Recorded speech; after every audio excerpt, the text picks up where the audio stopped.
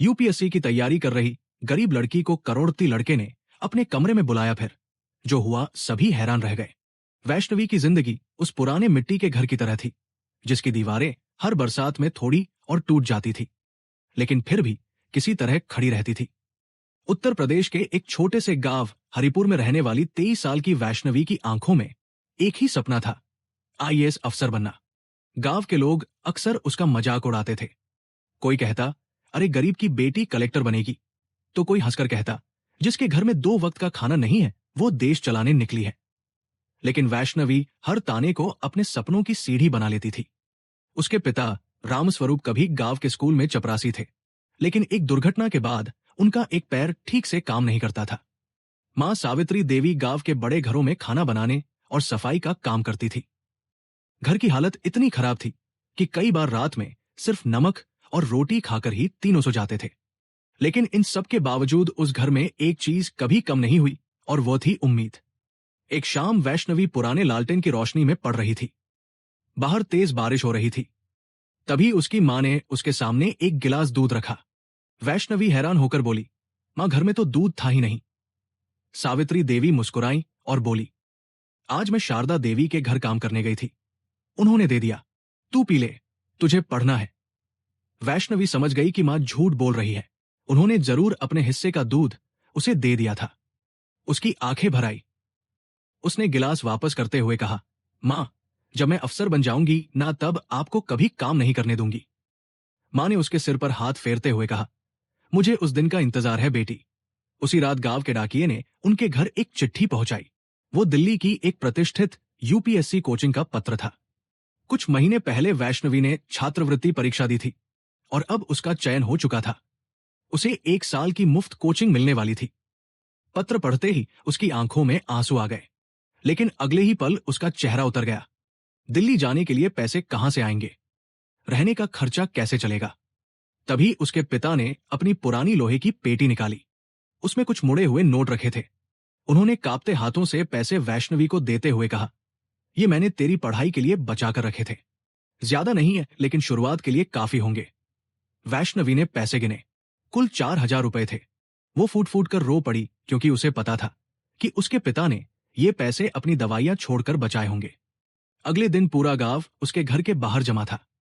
कुछ लोग उसे शुभकामनाएं दे रहे थे तो कुछ ताने मार रहे थे।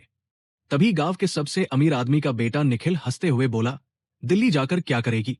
आखिर में वापस यही आकर शादी ही करनी है।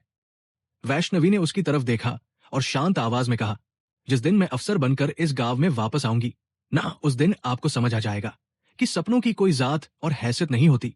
उसके शब्द सुनकर वहां सन्नाटा छा गया। अगले दिन वो अपनी मां और पिता का आशीर्वाद लेकर दिल्ली के लिए निकल पड़ी।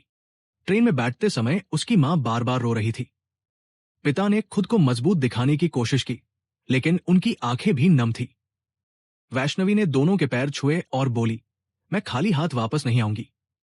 कई घंटे के सफर के बाद वो दिल्ली पहुंची। वहां की ऊंची इमारतें और भागती हुई जिंदगी देखकर वो कुछ पल के लिए घबरा गई। उसके पास एक छोटा सा बैग था जिसमें कुछ कपड़े और किताबें थी। उसने बहुत मुश्किल से एक पुरानी सी बिल्डिंग में छोटा सा कमरा किराए पर लिया। कमरे में एक टूटा हुआ पंखा, एक खिड़की और फर्श पर बिछाने के लिए एक पुरानी चादर थी। लेकिन उसके लिए वही कमरा किसी महल से कम नहीं था, क्योंकि वो उसके सपनों का पहला पड़ाव था। अगले दिन वो कोचिंग पहुंची। वहां बड़े बड़े शहरों से आए छात्र पढ़ रहे थे। सभी महंगे कपड़ों और नए बैगों में थे, जबकि वैष्णवी ने साधारण सूती सलवार सूट पहन रखा था। कुछ छात्र उसे देखकर मुस्कुराने लगे। उसे थोड़ी शर्म आई, लेकिन उसने खुद को संभाल लिया। तभी क्लास में एक लड़का अंदर आया। सफेद शर्ट, साधारण जीन्स और चेहरे पर गजब का आत्मविश्वास। जैसे ही वो अंदर आया, पूरी क्लास उसकी तरफ देखने लगी। वो चुपचाप पीछे वाली सीट पर जाकर बैठ गया। किसी को नहीं पता था कि वो कौन है, लेकिन उसकी आंखों में एक अलग ही गंभीरता थी। क्लास खत्म होने के बाद वैष्णवी अपनी किताबें समेट रही थी कि अचानक उसकी एक कॉपी नीचे गिर गई। उसी समय पीछे बैठा वही लड़का झुककर कॉपी उठाने लगा। दोनों के हाथ एक साथ कॉपी पर पड़े। वैष्णवी ने पहली बार उसकी आंखों में देखा। उसकी आंखों में अजीब सी शांति थी। लड़के ने मुस्कुराते हुए कहा, तुम्हारी नोट्स बहुत अच्छे हैं। वैष्णवी ने धीरे से धन्यवाद कहा और वहां से चली गई।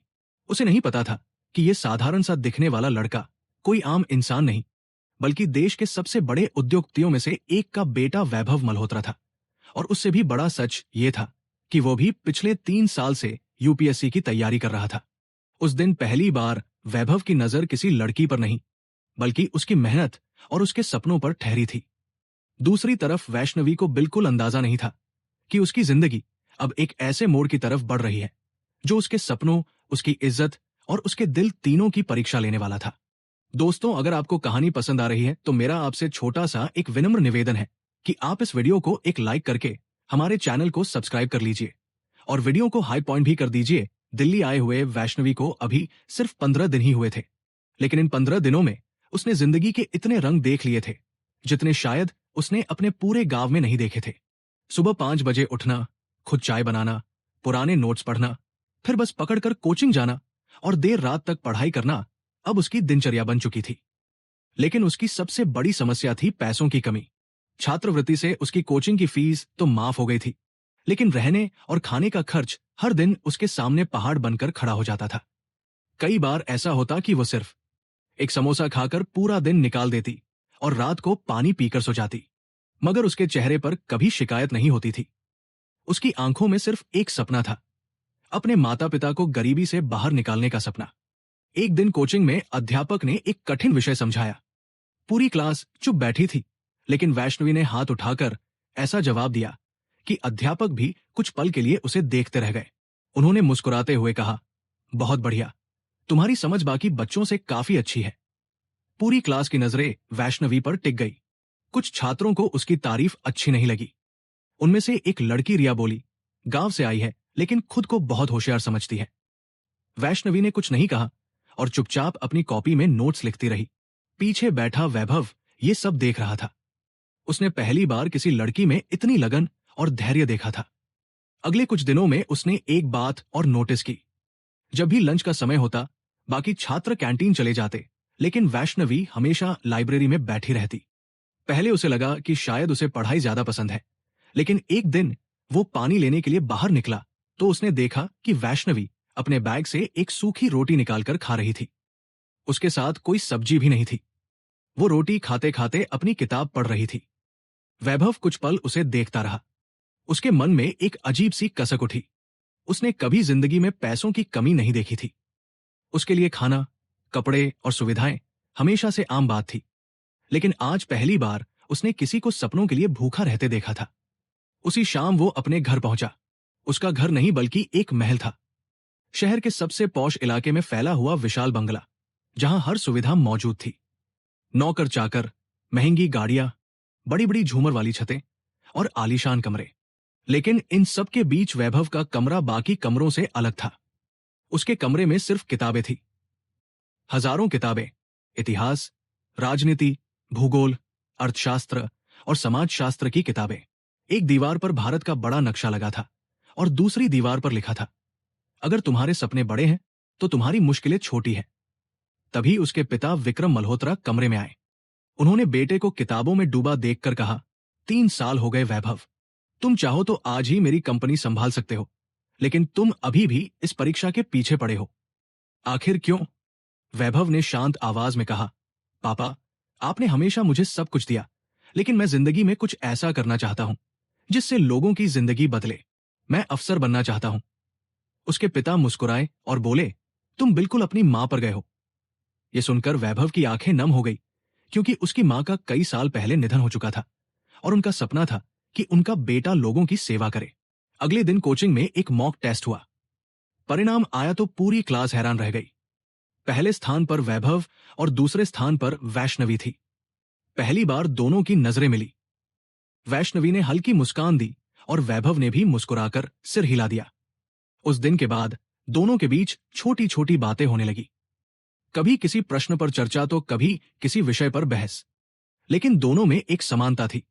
दोनों का सपना आईएएस बनना था। एक शाम जब क्लास खत्म हुई तो अचानक तेज बारिश शुरू हो गई।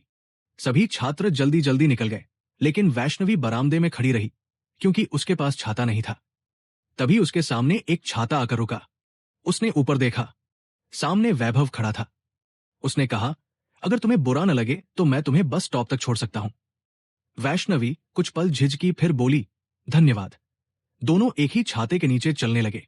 रास्ते भर दोनों में ज्यादा बातें नहीं हुई, लेकिन उस खामोशी में भी एक अजीब सा अपनापन था।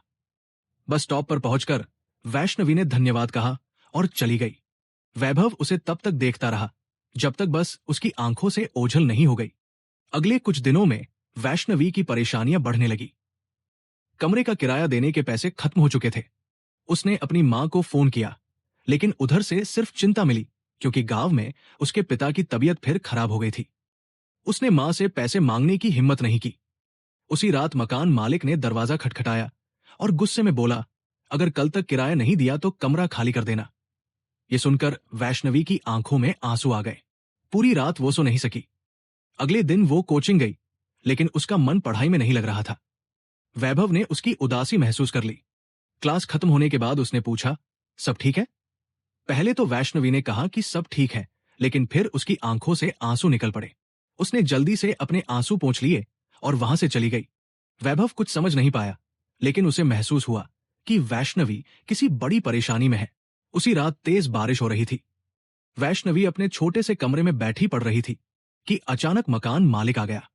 उसने गुस्से में कहा, मैंने कहा था ना किराया दो वरना कमरा खाली करो। वैष्णवी ने हाथ जोड़कर 2 दिन का समय मांगा, लेकिन उसने एक नहीं सुनी। उसने उसका सामान बाहर फेंकना शुरू कर दिया। उसकी किताबें, कपड़े और नोट्स सब बारिश में भीगने लगे। वैष्णवी रोते हुए अपनी किताबें समेटने लगी। उसके कई महत्वपूर्ण नोट्स पानी में खराब हो गए। वो सड़क के किनारे बैठकर फूट फूट कर रोने लगी। उसी समय वहां से वैभव की कार गुजर रही थी। उसने सड़क किनारे भीगी हुई वैष्णवी को देखा तो तुरंत गाड़ी रुकवा दी। वो भागकर उसके पास पहुंचा और हैरान रह गया। वैष्णवी की किताबें पूरी तरह भीग चुकी थी और वो उन्हें सीने से लगाए बैठी थी। उसने धीरे से पूछा, ये सब क्या हुआ? लेकिन वैष्णवी कुछ नहीं बोल पाई। उसकी आंखों से सिर्फ आंसू बह रहे थे। उस पल पहली बार वैभव के दिल में उसके लिए सिर्फ सहानुभूति नहीं, बल्कि गहरा सम्मान पैदा हुआ, क्योंकि इतनी मुश्किलों के बाद भी वो अपनी किताबों को बचाने की कोशिश कर रही थी। उसने एक एक किताब उठाई और अपनी गाड़ी में रखनी शुरू कर दी। वैष्णवी ने रोकते हुए कहा, नहीं, मैं संभालूंगी। वैभव ने उसकी तरफ देखकर कहा, कभी कभी इंसान को अकेले नहीं लड़ना चाहिए। ये सुनकर वैष्णवी की आंखों से फिर आंसू बहने लगे। उसे बिल्कुल अंदाजा नहीं था कि ये बरसाती रात उसकी जिंदगी की दिशा बदलने वाली है और आने वाले कुछ घंटों में वैभव एक ऐसा फैसला लेने वाला था जिसके कारण पूरा शहर उनके रिश्ते पर सवाल उठाने लगेगा। तेज बारिश अब भी हो रही थी। सड़क की पीली रोशनी में भीगी हुई वैष्णवी अपनी किताबों को सीने से लगाए खड़ी थी और उसके आंसू रुकने का नाम नहीं ले रहे थे। वैभव ने उसकी तरफ देखा तो पहली बार उसे एहसास हुआ कि कुछ लोग जिंदगी से लड़ते नहीं, बल्कि हर दिन उससे युद्ध करते हैं। उसने धीरे से पूछा, अब तुम कहां जाओगी? वैष्णवी ने नजरें झुका ली। उसके पास इस सवाल का कोई जवाब नहीं था। दिल्ली जैसे शहर में उसके पास न कोई रिश्तेदार था, न कोई दोस्त और न ही इतना पैसा कि वो किसी होटल में रुक सके। कुछ पल की खामोशी के बाद उसने धीमी आवाज में कहा, मुझे नहीं पता। ये सुनकर वैभव का दिल बैठ गया। अगले ही दिन यूपीएससी की प्रारंभिक परीक्षा थी। महीनों की मेहनत, अनगिनत रातों की जागी हुई नींद और टूटे हुए सपनों को जोड़कर बनाई गई तैयारी अब इस बारिश में बहती दिखाई दे रही थी। वैभव कुछ देर सोचता रहा। फिर उसने एक ऐसा फैसला लिया जो आने वाले दिनों में उसकी जिंदगी बदलने वाला था। उसने कहा, मेरे घर में एक अलग स्टडी रूम है। वहां सारी किताबें हैं, नोट्स हैं और पूरी शांति है। तुम चाहो तो आज रात वहां रह सकती हो और कल परीक्षा देकर चली जाना। वैष्णवी ने तुरंत सिर उठाकर उसकी तरफ देखा। उसके चेहरे पर हैरानी थी। उसने एक कदम पीछे हटते हुए कहा, नहीं, ये ठीक नहीं होगा। लोग क्या सोचेंगे? वैभव हल्का सा मुस्कुराया और बोला, कभी कभी लोगों से ज्यादा जरूरी हमारे सपने होते हैं। अगर आज तुमने पढ़ाई छोड़ दी तो कल खुद को कभी माफ नहीं कर पाओगी। वैष्णवी चुप हो गई। वो जानती थी कि उसके पास कोई और रास्ता नहीं है, लेकिन उसके संस्कार उसे किसी अनजान लड़के के घर जाने की अनुमति नहीं दे रहे थे। उसने अपनी मां का चेहरा याद किया, अपने पिता का संघर्ष याद किया और फिर अपनी भीगी हुई किताबों की तरफ देखा। उसकी आंखों से फिर आंसू निकल पड़े। उसने धीरे से कहा, मैं किसी पर बोझ नहीं बनना चाहती। वैभव ने तुरंत जवाब दिया, तुम किसी पर बोझ नहीं हो। मैं भी यूपीएससी की तैयारी करता हूं। मैं जानता हूं कि इस परीक्षा के पीछे कितनी मेहनत छिपी होती है। मैं नहीं चाहता कि तुम्हारी मेहनत बर्बाद हो जाए। ये सुनकर वैष्णवी पहली बार हैरान हुई। उसने पूछा, तुम भी यूपीएससी की तैयारी करते हो? वैभव ने मुस्कुराते हुए सिर हिला दिया। वैष्णवी को यकीन नहीं हो रहा था। उसे लगा था कि वह कोई सामान्य छात्र है, लेकिन उसके शब्दों में इतनी समझ और संवेदनशीलता देखकर उसका मन थोड़ा शांत हुआ। आखिरकार उसने हाँ कह दी। दोनों गाड़ी में बैठ गए। पूरे रास्ते वैष्णवी खिड़की से बाहर देखती रही। उसे लग रहा था जैसे वो कोई सपना देख रही हो। कुछ देर बाद गाड़ी एक विशाल बंगले के सामने रुकी। इतना बड़ा घर उसने आज तक सिर्फ फिल्मों में देखा था। उसने हैरानी से पूछा, ये तुम्हारा घर है? वैभव ने सहजता से कहा, हाँ। वैष्णवी के कदम वहीं रुक गए। उसे समझ नहीं आ रहा था कि एक इतने बड़े घर का मालिक एक साधारण छात्र की तरह कोचिंग में कैसे बैठता है। वो कुछ पूछ पाती उससे पहले वैभव ने कहा, चलो अंदर चलो। घर के अंदर कदम रखते ही वैष्णवी की आंखें फैल गई। चमचमाता फर्श, बड़ी बड़ी पेंटिंग, ऊंची छतें और हर तरफ शांति। तभी एक नौकर आया और बोला, सर, आप आ गए। सर शब्द सुनकर वैष्णवी और ज्यादा असहज हो गई। उसे पहली बार एहसास हुआ कि वैभव कोई बहुत बड़ा आदमी है। वैभव उसे सीधे अपने स्टडी रूम में ले गया। जैसे ही दरवाजा खुला, वैष्णवी कुछ पल के लिए वहीं खड़ी रह गई। कमरा किताबों से भरा हुआ था। हर विषय की किताबें, नोट्स, मैप्स और पुराने प्रश्नपत्र बड़ी सलीके से रखे हुए थे। उसे ऐसा लगा जैसे किसी यूपीएससी लाइब्रेरी का दरवाजा खुल गया हो। वैभव ने कहा, तुम यहां आराम से पढ़ सकती हो, मैं दूसरे कमरे में हूं। वैष्णवी की आंखें नम हो गई। उसने धीरे से कहा, आज तक किसी ने मेरे सपनों को इतनी अहमियत नहीं दी। वैभव ने मुस्कुराते हुए कहा, सपने कभी गरीब या अमीर नहीं होते, उन्हें देखने वाले लोग अलग होते हैं। ये सुनकर वैष्णवी की आंखों से एक आंसू निकलकर गाल पर बह गया। उसी रात दोनों देर तक पढ़ाई करते रहे। कभी किसी प्रश्न पर चर्चा होती, कभी किसी विषय पर बहस। पहली बार वैष्णवी को महसूस हुआ कि कोई उसे समझता है। रात के करीब 2 बजे वैभव ने देखा कि वैष्णवी की आंखें थक चुकी हैं। उसने चाय बनाई और उसके सामने रख दी। वैष्णवी मुस्कुराकर बोली, तुम्हें चाय बनानी भी आती है? वैभव ने हंसते हुए कहा, यूपीएससी की तैयारी इंसान को सब कुछ सिखा देती है। दोनों हल्का सा हंस पड़े। काफी दिनों बाद वैष्णवी खुलकर मुस्कुराई थी। लेकिन उसी समय बंगले के बाहर एक कार आकर रुकी। उसमें से रिया और उसका भाई उतरे। वे किसी काम से वैभव के पिता से मिलने आए थे। तभी रिया ने खिड़की से अंदर देखा और उसकी नजर वैष्णवी पर पड़ गई। उसने हैरानी से कहा, यह तो हमारी कोचिंग वाली लड़की है। इतनी रात को यहां क्या कर रही है? उसके चेहरे पर एक अजीब सी मुस्कान आ गई। अगले दिन सुबह परीक्षा थी। वैष्णवी जल्दी उठ गई। उसने भगवान के सामने हाथ जोड़कर प्रार्थना की। तभी वैभव उसके लिए नाश्ता लेकर आया। उसने कहा, आज की परीक्षा सिर्फ तुम्हारे ज्ञान की नहीं, तुम्हारे संघर्ष की भी परीक्षा है। वैष्णवी की आंखें फिर भर आई। उसने मन ही मन सोचा कि अगर ये इंसान उसकी जिंदगी में नहीं आता तो शायद वो आज परीक्षा ही नहीं दे पाती। दोनों परीक्षा केंद्र पहुंचे। परीक्षा अच्छी हुई। कई महीनों बाद वैष्णवी के चेहरे पर संतोष दिखाई दे रहा था। लेकिन जैसे ही वो परीक्षा केंद्र से बाहर निकली, उसने देखा कि कुछ छात्र उसे अजीब नजरों से देख रहे हैं। कोई मुस्कुरा रहा था, कोई फुसफुसा रहा था। तभी उसकी सहेली ने आकर कहा, वैष्णवी, तुम्हारे बारे में पूरी कोचिंग में बातें हो रही हैं। वो हैरान होकर बोली, कौन सी बातें? उसकी सहेली ने धीरे से कहा, सब कह रहे हैं कि तुम रात भर वैभव के कमरे में थी। ये सुनते ही वैष्णवी के पैरों तले जमीन खिसक गई। उसके हाथ कांपने लगे। उसने देखा कि दूर खड़ी रिया उसे देखकर मुस्कुरा रही थी। उसे समझते देर नहीं लगी कि ये सब किसने फैलाया है। उसकी आंखों में आंसू आ गए। जिस इज्जत को बचाने के लिए उसने जिंदगी भर संघर्ष किया था, आज वही इज्जत लोगों की बातों का विषय बन चुकी थी। वो चुपचाप वहां से चली गई, लेकिन उसके हर कदम के साथ एक डर बढ़ता जा रहा था। उसे बिल्कुल अंदाजा नहीं था कि ये सिर्फ शुरुआत है, क्योंकि आने वाले दिनों में उसे ऐसे आरोपों और तानों का सामना करना पड़ेगा जो उसके सपनों को तोड़ने की कोशिश करेंगे। और तब उसके साथ खड़ा होने वाला सिर्फ एक इंसान होगा, वैभव। परीक्षा खत्म होने के बाद वैष्णवी सीधे अपने किराए के नए छोटे से कमरे में चली गई, जो उसने एक बुजुर्ग महिला की मदद से एक दिन के लिए लिया था। लेकिन उसके कानों में अब भी वही शब्द गूंज रहे थे। पूरी रात वैभव के कमरे में थी। उसने खुद को आईने में देखा और उसकी आंखों से आंसू बहने लगे। उसने कभी सपने में भी नहीं सोचा था कि जिस इंसान ने उसकी मदद की उसी मदद को लोग गलत नाम दे देंगे। उसने अपना फोन उठाया तो गांव से मां की कई मिस्ड कॉल थी। उसने डरते डरते फोन लगाया।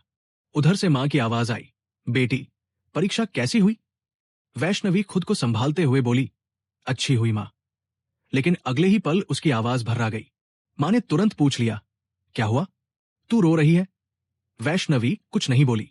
वो अपनी मां को कुछ बताना नहीं चाहती थी, क्योंकि वो जानती थी कि गांव के लोग बातों को कितना बढ़ा चढ़ाकर कहते हैं। उसने किसी तरह बात बदल दी, लेकिन फोन रखने के बाद वो फूट फूट कर रोने लगी। दूसरी तरफ कोचिंग में अफवाह अब आग की तरह फैल चुकी थी। रिया हर किसी से यही कह रही थी कि उसने अपनी आंखों से वैष्णवी को वैभव के घर में देखा है। कुछ लोग बिना सच्चाई जाने बातें बना रहे थे, कुछ लोग हंस रहे थे और कुछ लोग उसे गलत समझने लगे थे। उसी समय वैभव को भी इन बातों का पता चला। उसका चेहरा गुस्से से लाल हो गया। उसने कभी नहीं सोचा था कि एक इंसान की मदद करना किसी की इज्जत पर सवाल बन जाएगा। अगले दिन जब वो कोचिंग पहुंचा तो उसने देखा कि वैष्णवी सबसे अलग एक कोने में बैठी हुई है। उसकी आंखें सूजी हुई थी और चेहरा पूरी तरह बुझ चुका था। वो उसके पास गया और बोला, तुम ठीक हो? वैष्णवी ने उसकी तरफ देखा और धीरे से कहा, मुझे माफ कर दो, मेरी वजह से तुम्हें भी लोगों की बातें सुननी पड़ रही हैं। ये सुनकर वैभव हैरान रह गया। उसने कहा, गलती तुम्हारी नहीं है, गलती उन लोगों की है जो बिना सच जाने किसी की इज्जत पर उंगली उठा देते हैं। लेकिन वैष्णवी अब टूट चुकी थी। उसने कहा, गरीब लड़की की इज्जत ही उसकी सबसे बड़ी पूंजी होती है वैभव। अगर वही चली जाए तो उसके पास कुछ नहीं बचता। ये कहते हुए उसकी आंखों से आंसू बहने लगे। पहली बार वैभव ने उसकी आंखों में इतना दर्द देखा। वो कुछ पल चुप रहा, फिर बोला, अगर तुमने कोई गलत काम नहीं किया तो तुम्हें किसी से डरने की जरूरत नहीं है। लेकिन वैष्णवी ने धीरे से कहा, दुनिया सच नहीं देखती, सिर्फ कहानियां बनाती है। उसी समय कोचिंग के कुछ छात्र उनके पास से गुजरते हुए मुस्कुराने लगे। किसी ने धीरे से कहा, देखो, दोनों फिर साथ बैठे हैं। ये सुनते ही वैष्णवी तुरंत वहां से उठकर चली गई। उस रात वो बिल्कुल नहीं सो पाई। उसके मन में एक ही सवाल था कि क्या उसके आईएएस बनने के सपने से बड़ा उसकी इज्जत का सवाल है। सुबह उसने फैसला कर लिया, वो कोचिंग छोड़ देगी और गांव वापस चली जाएगी। उसने अपना बैग पैक किया और बस स्टैंड जाने के लिए निकल पड़ी। लेकिन जैसे ही वो सड़क पर पहुंची, उसके सामने एक कार आकर रुकी। उसमें से वैभव उतरा। उसने कहा, तुम कहीं नहीं जाओगी? वैष्णवी हैरान रह गई। उसने पूछा, तुम्हें कैसे पता चला? वैभव ने मुस्कुराकर कहा, जो लोग हार मान लेते हैं उनकी आंखें ऐसी ही हो जाती हैं। ये सुनकर वैष्णवी की आंखें भर आई। उसने कहा, मैं थक गई हूं, मैं अब लोगों की बातें नहीं सुन सकती। वैभव ने पहली बार थोड़ा सख्त होकर कहा, अगर आज तुम भाग गई तो सारी जिंदगी भागती रहोगी। तुम्हारा सपना सिर्फ तुम्हारा नहीं है, तुम्हारे माता पिता का भी है। ये सुनकर वैष्णवी चुप हो गई। उसने अपने पिता का चेहरा याद किया, मां के हाथों के छाले याद किए और वह फिर रो पड़ी। तभी वैभव ने अपने बैग से एक पुरानी डायरी निकाली और उसके हाथ में रख दी। वैष्णवी ने पूछा, ये क्या है? वैभव ने धीरे से कहा, ये मेरी मां की डायरी है। जब मैं 17 साल का था तब उनका निधन हो गया था। मरने से पहले उन्होंने इसमें मेरे लिए कुछ लिखा था। वैष्णवी ने डायरी खोली। उसमें लिखा था, बेटा, जिंदगी में लोग तुम्हें रोकेंगे, तुम्हारे बारे में गलत कहेंगे, तुम्हें गिराने की कोशिश करेंगे, लेकिन अगर तुम्हारा इरादा साफ है तो कभी हार मत मानना, क्योंकि सच्चाई को कुछ समय के लिए दबाया जा सकता है, हराया नहीं जा सकता। ये पढ़ते ही वैष्णवी की आंखों से आंसुओं की धारा बहने लगी। उसने पहली बार महसूस किया कि सामने खड़ा ये लड़का भी अपने अंदर बहुत दर्द छिपाए हुए है। वैभव ने कहा, मेरी मां का सपना था कि मैं लोगों की मदद करूं। अगर आज तुम्हें अकेला छोड़ दूं तो मैं उनकी नजरों में हार जाऊंगा। ये सुनकर वैष्णवी ने पहली बार उसका हाथ पकड़ लिया और बोली, मैं भागूंगी नहीं। वैभव मुस्कुराया। कुछ दिनों बाद यूपीएससी प्रारंभिक परीक्षा का परिणाम आने वाला था। लेकिन उसी बीच एक और बड़ा तूफान आ गया। गांव में किसी ने वैष्णवी के बारे में अफवाह पहुंचा दी थी। एक शाम उसकी मां का फोन आया। उनकी आवाज कांप रही थी। उन्होंने पूछा, बेटी, गांव में लोग बहुत बातें कर रहे हैं, क्या ये सब सच है? ये सुनते ही वैष्णवी का दिल टूट गया। उसने रोते हुए कहा, मां, मैंने कुछ गलत नहीं किया। उधर से उसकी मां भी रोने लगी और बोली, मुझे अपनी बेटी पर भरोसा है, लेकिन दुनिया बहुत बुरी है। ये सुनकर वैष्णवी खुद को रोक नहीं पाई और जोर जोर से रोने लगी। उसी समय वैभव वहां पहुंच गया। उसने सब कुछ सुन लिया था। उसने फोन अपने हाथ में लिया और पहली बार किसी अनजान महिला से बोला, आंटी, मैं वैभव बोल रहा हूं। आपकी बेटी बहुत अच्छी है। अगर उसने उस रात मेरे घर में शरण ली थी तो सिर्फ इसलिए क्योंकि उसके पास कोई और जगह नहीं थी। मैं वादा करता हूं कि उसकी इज्जत पर कभी आंच नहीं आने दूंगा। फोन के दूसरी तरफ कुछ पल खामोशी रही। फिर उसकी मां ने सिर्फ इतना कहा, बेटा, मेरी बेटी का सपना मत टूटने देना। यह सुनकर वैभव की आंखें भी नम हो गई। उसी रात उसने एक फैसला लिया। वो अब चुप नहीं रहेगा। वो सबके सामने सच बताएगा, चाहे लोग उसके बारे में कुछ भी सोचें।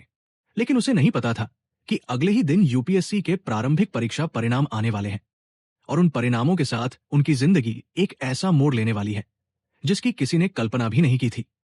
अगली सुबह दिल्ली की हवा में एक अजीब सी बेचैनी थी। आज यूपीएससी प्रारंभिक परीक्षा का परिणाम आने वाला था। हर छात्र की तरह वैष्णवी और वैभव भी रात भर सो नहीं पाए थे। सुबह 6 बजे से ही वेबसाइट बार बार खोली जा रही थी, लेकिन सर्वर काम नहीं कर रहा था। वैष्णवी के हाथ कांप रहे थे। उसके मन में डर भी था और उम्मीद भी। उसने भगवान की छोटी सी तस्वीर अपने हाथ में ली और आंखें बंद कर ली। तभी उसका फोन बजा। यह उसकी माँ का फोन था। माँ ने कहा, बेटी, हम दोनों मंदिर में हैं। तेरे पिताजी ने आज तेरे लिए व्रत रखा है। यह सुनते ही वैष्णवी की आंखें भर आई। उसने खुद को संभालते हुए कहा, माँ, अगर मैं सफल नहीं हुई तो? उधर से उसकी माँ ने मुस्कुराते हुए कहा, बेटी, मेहनत कभी असफल नहीं होती। कभी वह मंजिल देती है और कभी आगे बढ़ने की ताकत। फोन कटने के बाद वैष्णवी की आंखों में एक नया आत्मविश्वास आ गया। तभी वैभव उसके पास आया और बोला, रिजल्ट आने वाला है, तैयार हो। वैष्णवी ने हल्की सी मुस्कान दी, लेकिन उसके चेहरे पर घबराहट साफ दिखाई दे रही थी। कुछ मिनट बाद वेबसाइट खुली। वैभव ने रोल नंबर डाला। दोनों स्क्रीन की तरफ देखने लगे।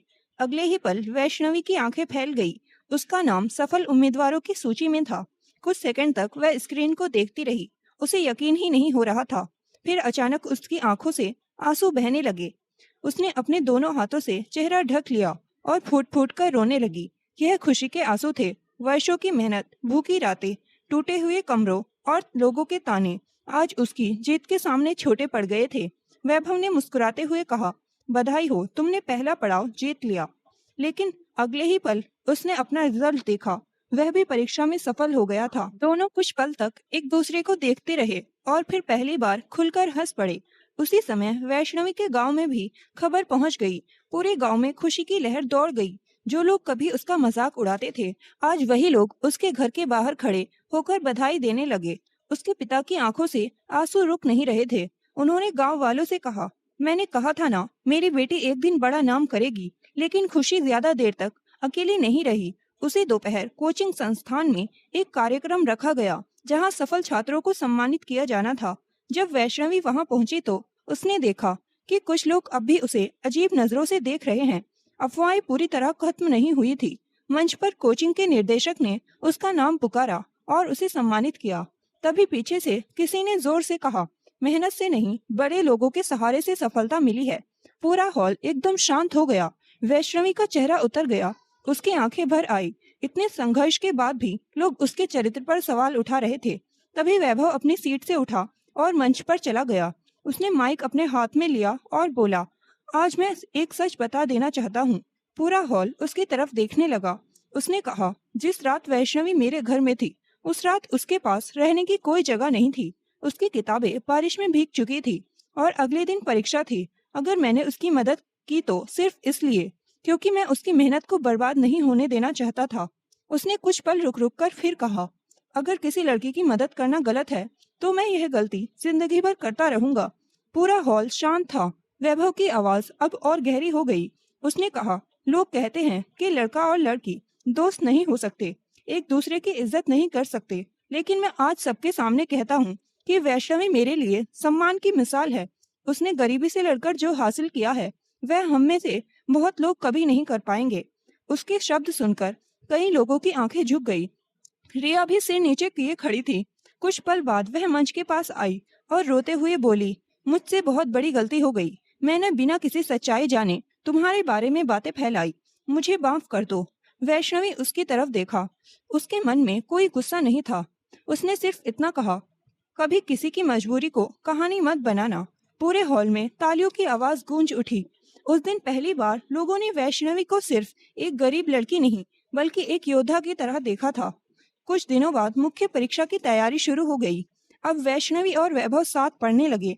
दोनों एक दूसरे की ताकत बन चुके थे। जहाँ वैष्णवी कमजोर पड़ती वहाँ वैभव उसे संभालता, और जब कभी वैभव निराश होता तो वैष्णवी उसे उसकी माँ की डायरी की बातें याद दिलाती। समय बीतता गया, दोनों ने मुख्य परीक्षा दी, फिर साक्षात्कार दिया, और आखिरकार वह दिन भी आ गया जिसका उन्हें वर्षों से इंतजार था। अंतिम परिणाम घोषित हुआ। वैष्णवी की रैंक पूरे देश में बहुत शानदार आई थी और वैभव भी उत्कृष्ट रैंक के साथ सफल हुआ था। जब परिणाम आया तो वैष्णवी अपने माता पिता के साथ गांव में थी। पूरे गांव में ढोल बजने लगे, मिठाइयाँ बांटने लगे। उसकी माँ उसे गले लगाकर रोने लगी और उसके पिता ने कांपते हाथों से उसका माथा चूम लिया। उसी शाम गांव में एक बड़ी गाड़ी आकर रुकी। उसमें से वैभव अपने माता पिता के साथ उतरा। गांव वाले हैरान थे। वैभव सीधे वैष्णवी के घर गया। उसने अंदर जाकर उसके माता पिता के पैर छुए। फिर उसने मुस्कुराकर कहा, मैं आज यहाँ एक अफसर बनकर नहीं आया हूँ, मैं आपकी बेटी का हाथ मांगने आया हूँ। वैष्णवी की आंखें फैल गई। उसकी माँ और पिता एक दूसरे को देखने लगे। वैभव ने आगे कहा, जिस लड़की ने मुझे संघर्ष का मतलब सिखाया, जिसने मुझे इंसानियत की असली कीमत समझाई, मैं उसके साथ पूरी जिंदगी बिताना चाहता हूँ। वैष्णवी की आंखों से आंसू बहने लगे।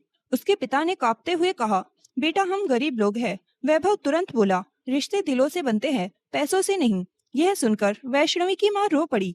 कुछ दिनों बाद पूरे गांव की मौजूदगी में दोनों की शादी हुई।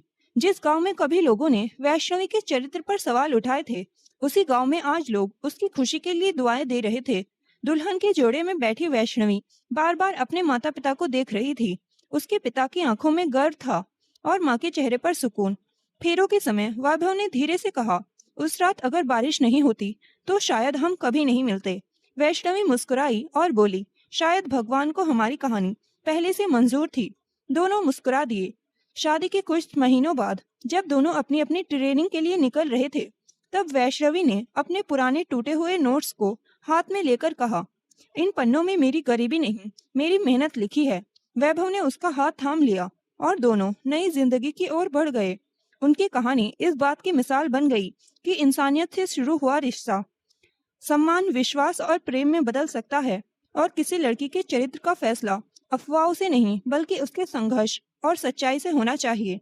आखिरकार गांव की वह गरीब लड़की आईएएस अधिकारी बनी, और उसी करोड़पति लड़के की जीवन संजीवनी भी, जिसने एक रात उसे अपने कमरे में जगह नहीं बल्कि उसके सपनों को बचाने की पनाह दी थी। तो दोस्तों, यह थी हमारी आज की नई कहानी। कहानी आपको कैसी लगी कमेंट करके अवश्य बताएं। अगर कहानी आपको पसंद आई है तो इस वीडियो को लाइक करें, हमारे चैनल को सब्सक्राइब करें। मिलते हैं फिर से एक नई इंटरेस्टिंग कहानी के साथ। तब तक के लिए धन्यवाद। जय